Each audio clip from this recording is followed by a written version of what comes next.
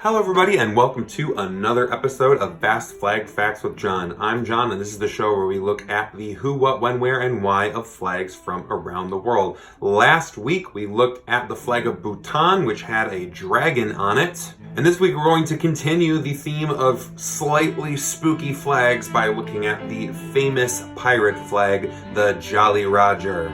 So the name Jolly Roger is actually a catch-all term for a variety of flags used to signal that the ship is a pirate ship. We're going to break down a little bit about some of the history of those images, and we're going to look at a variety of Jolly Rogers used throughout history. So let's start with the what this time. The Jolly Roger is traditionally a black flag with a white skull and some bones on it. This obviously symbolizes death. The symbolism here is pretty on the nose.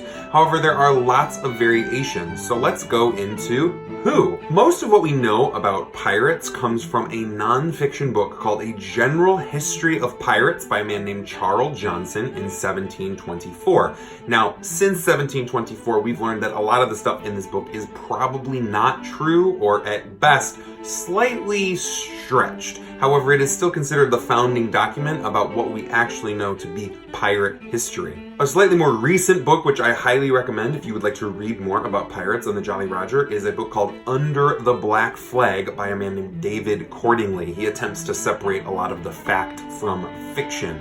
But anyway, according to the original History of Pirates by Charles Johnson, the pirates Bartholomew Roberts and Francis Spriggs are probably the first people to actually use a flag that they called the Jolly Roger. And they flew their flags in 1721 and 1723, respectively. So perhaps we can give these men some credit for the term, if not the iconography. However, pretty much every pirate flew a variation of the Jolly Roger during the Golden Age of Pirates, and here are a few more. So here we have this one from a man named Edward Lowe. He lived from 1690 to about 1724. He's from England. You're going to see that a lot of these people died young, and a lot of them are from England or the modern day UK. Next up, we have Edward Teach, born around 1680, dying in the year 1718. Edward Teach is known more famously as Blackbeard the Pirate. He was also from England. Based on lots of descriptions, his Jolly Roger looked like this, although some more recent research indicates that there is a little bit of doubt that he actually flew this flag. The aforementioned Bartholomew Roberts lived from 1682 to 1722, and he is from Wales.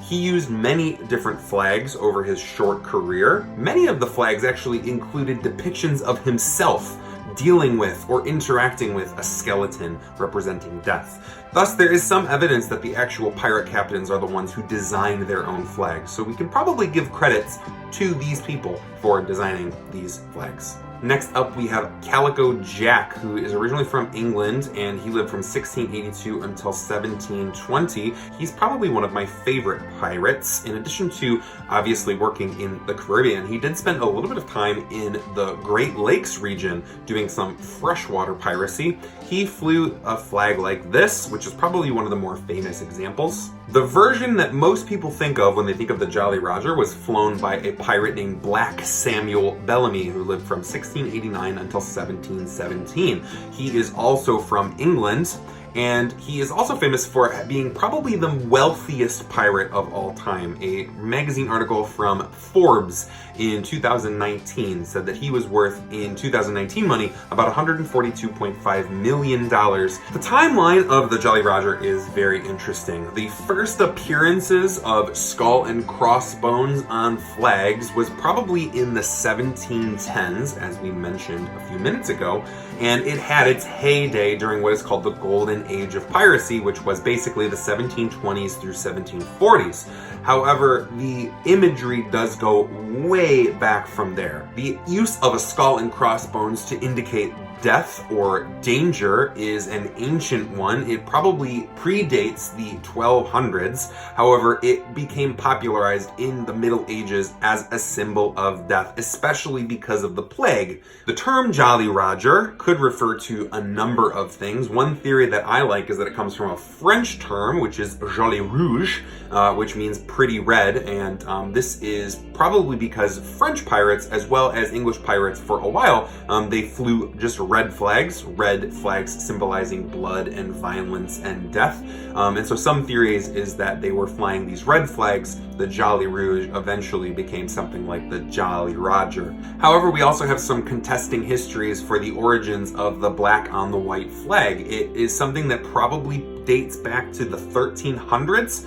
Privateers and pirates started flying a version of the old Templar Knight flag. But it could also have originated with Barbary pirates. Barbary pirates were pirates off of the coast of North Africa, and they were largely Muslim people, and they originally flew the Muslim black standard. And so we could see a through line here of using a black flag to represent piracy coming off of North Africa before we go into the Caribbean. The skull and crossbones wasn't the only flag that these people flew. A lot of privateers used the flag of the country that they represented. For those of you who do not know, a privateer is a government-sanctioned pirate. So a lot of these people were flying, the Dutch flag or the British flag or the Spanish flag.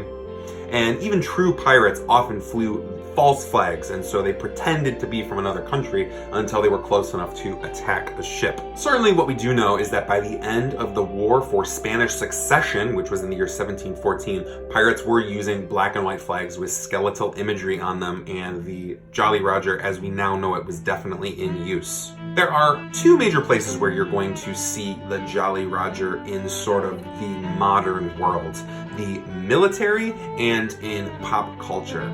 Throughout the 20th century and even until today, militaries around the world have used the skull and crossbones imagery, especially if we're talking about naval battalions. It was used a lot in World War II, especially American submarine forces, but also in World War II we had some Polish submarine forces using it, and in Vietnam we had one group of American soldiers who called themselves the Ghost Battalion. They flew the skull and crossbones. And even today, one of the battalions of the Estonian Armed Services uses the skull and crossbones as their official flag. However, most of us are familiar with the Jolly Roger because of pop culture. The first version of what was considered pirate mania kicked off by two major publications within a few years of each other. We had Gilbert and Sullivan's The Pirates of Penzance, which premiered on New Year's Eve in 1879, and then Robert Louis Stevenson wrote probably the most famous pirate text of all time, Treasure Island, in 1883. And since the late 1800s, we have had a number of waves of pirate mania. There was a huge wave in the 1930s, thanks to a lot of swashbuckling movies and pirate B-movies. There was a minor resurgence in the 1980s, I think largely because of the movie The Goonies. And then, of course, there was a huge resurgence in the early 2000s thanks to Disney's Pirates of the Caribbean movies, which were in turn inspired by a very popular ride at Disney World and Disneyland. Outside of those two major places, you can also see the Jolly Roger in places like some major sports teams. Notably, the Tampa Bay Buccaneers fly a red variant of the Jolly Roger holding a football. The reason I wanted to talk about the Jolly Roger today is because I think that pirates are awesome. I have been a longtime fan of sort of pirate movies and pop culture. I really enjoy Muppet Treasure Island. I think those songs are a lot of fun. But also, again, it's October. We gotta go with some spooky flags, and I think that there is not a flag much more spooky than the skull and crossbones. That does it for this week's episode of Fast Flag Facts with John. I hope you enjoyed seeing some of those variations of the Jolly Roger flag. Next week, we are going to continue our theme of sort of strange, maybe a little bit weird or scary flags. And we're going to look at the flag for the island of Sicily.